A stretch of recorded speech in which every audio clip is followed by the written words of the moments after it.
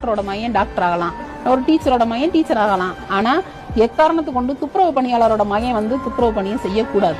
இப்ப இந்த பகுதியில் இப்ப நான் என்ன பண்ணிட்டு இருக்கேன்னா, மாலை நேரத்துல சட்டமேதை டாக்டர் அம்பேத்கர் மாலை நேர இலவச குழந்தைகள் படிப்பை நடத்திட்டு இருக்கேன். அப்பா மாதிரி இந்த வேலைக்கு போகாத, படிப்பை சொல்லி தரதை விட படிக்க வேண்டிய காரணத்தை சொல்லி பிள்ளை நல்லா படிக்க வச்சிருக்கேன். என் பிள்ளை டிகிரி சொன்ன எனக்கு டிகிரினா என்னன்னு தெரியாது. எப்ப நான் படிச்சு முடிச்சு டிகிரி வாங்க போறேன்னு எனக்கு பெருமையா தாங்க இருக்கு. இப்ப நான் ஒரு படிச்சு ஒரு பேங்க்ல உத்தியோகம் பார்த்துட்டு இருந்தேன்னு என்னைய ஒதுக்குவாங்களா? நீ தொட்டு கொடுக்குற காசு எனக்கு வேண்டாம் அப்படின்னு சொல்லுவாங்களா? இல்ல டாக்டரா இருந்தா ஒரு ஊசி போட, நீ போட்ட ஊசி எனக்கு வேண்டாம் அப்படின்னு சொல்லுவாங்களா? இல்ல டீச்சரா இருந்தா நீ சொல்லி கொடுத்து என் பிள்ளை படிக்க வேண்டாம் அப்படின்னு சொல்லுவாங்களா? இல்ல. அப்ப வந்து இந்த இடத்துல எது வேணும்னா அதிகாரம் வேணும்.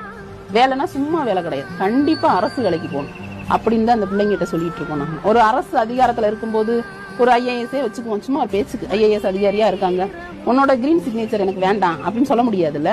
வாங்கி தானே ஆகணும், வரிசையில நின்று தானே ஆகணும். படிங்க, படிச்சாதான் படிப்பு மட்டும்